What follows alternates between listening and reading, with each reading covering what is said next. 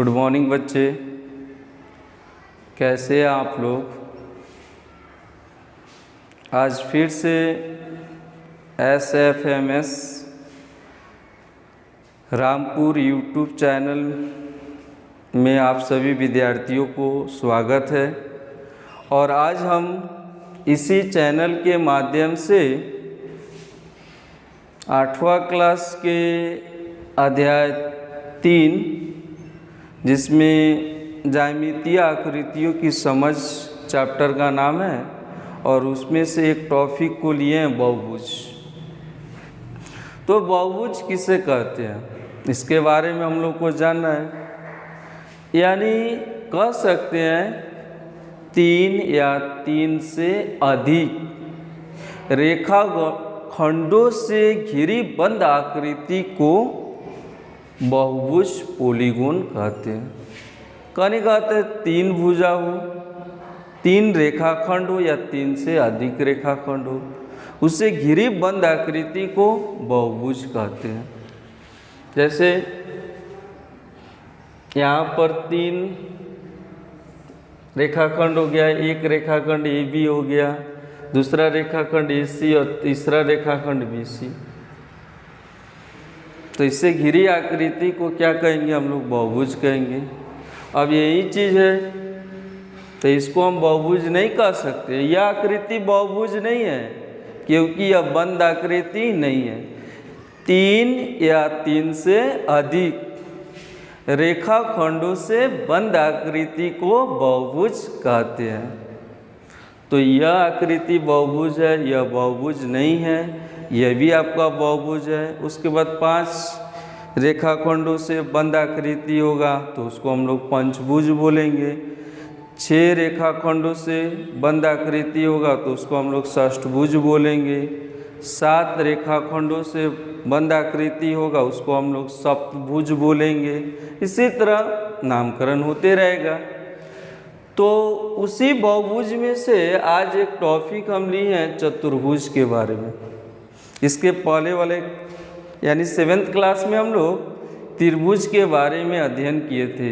भुजा के आधार पर त्रिभुज कितने प्रकार के होते हैं, कोण के आधार पर त्रिभुज कितने प्रकार के होते हैं, इस सब के बारे में हम लोग 7th क्लास में चर्चा किए थे। याद कीजिए, आप लोग को मिला था यह पढ़ने के लिए। त्रिभुज की माध्यिकाएँ, त्रिभुज के शीर्षलंब मिला होगा। तो आज आप लोगों को हम बहुभुज में से किसके बारे में बता रहे हैं, चतुर्भुज के बारे में। जैसे आप लोगों के समक्ष यह श्यामपट है, तो इस श्यामपट को भी हम लोग चतुर्भुज कह सकते हैं क्योंकि इसमें भी क्या है, 4 रेखाखंडों से बंद आकृति है, उसे क्या कहेंगे, चतुर्भुज। जैसे आप लोगों के सामने यह फिगर बना है ABCD, एक बहुभुज है। तो इस बहुभुज में 4 रेखाखंड है, एक रेखाखंड AB, दूसरा BC, तीसरा CD और चौथा AD। तो चारों रेखाखंडों से बंद आकृति है तो इसको क्या बोलेंगे, चतुर्भुज बोलेंगे। यानी 4 रेखाखंडों से घिरी बंद आकृति को चतुर्भुज कहते हैं। मालूम हुआ? कोई अगर आप लोगों से पूछ दे चतुर्भुज किसे कहते हैं, तो चतुर्भुज 4 रेखाखंडों से बंद आकृति को चतुर्भुज कहते हैं। अब चतुर्भुज में कितनी भुजाएं होती है, कितनी कोण होती है, कितना शीर्ष बिंदु होता है, कोणों का योग कितना डिग्री होता है। जैसे हम लोग 7th क्लास में त्रिभुज के बारे में अध्ययन किए थे। 3 भुजाएं, 3 कोण, 3 शीर्ष और तीनों कोणों का योग 180 डिग्री होता है। ये सब त्रिभुज के बारे में देखे थे। लेकिन आज हम किसके बारे में, चतुर्भुज के बारे में देखने जा रहे हैं। तो चतुर्भुज का क्या परिभाषा होगा, 4 रेखाखंडों से घिरी बंद आकृति को चतुर्भुज कहते हैं। 4 रेखाखंडों से घिरी बंद आकृति को चतुर्भुज कहते हैं। याद हो गया आप लोगों को। अब चतुर्भुज में कितनी भुजाएं, 4 भुजाएं, 4 कोण, 4 शीर्ष बिंदु होते हैं। यानी चतुर्भुज में अक्सर सभी चीज़ 4-4 होती है। तो चतुर्भुज में 4 भुजाएं, 4 कोण और 4 शीर्ष एवं 2 विकर्ण होते हैं। जैसे ये ABCD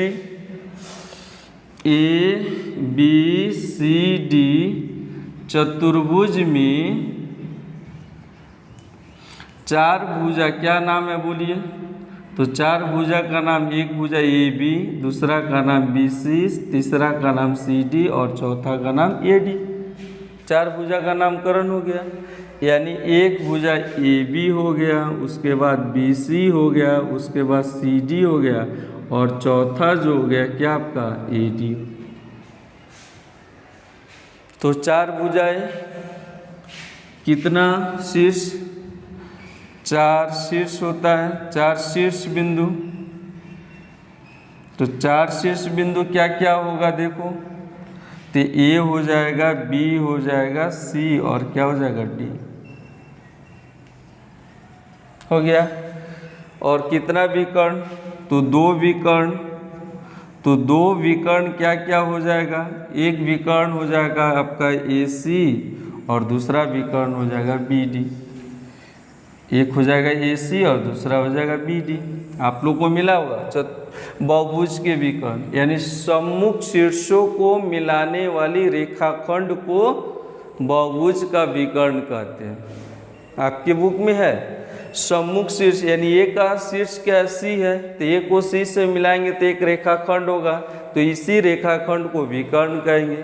B का सम्मुख शीर्ष क्या D है, तो B को D से मिलाएंगे तो दूसरा विकर्ण क्या हो जाएगा? BD हो जाएगा। तो 4 भुजा, 4 शीर्ष, 2 विकर्ण और 4 कोण है। 4 कोण क्या क्या है बोलिए? तो 4 कोण हो जाएगा, कोण A, कोण B, कोण C और कोण D।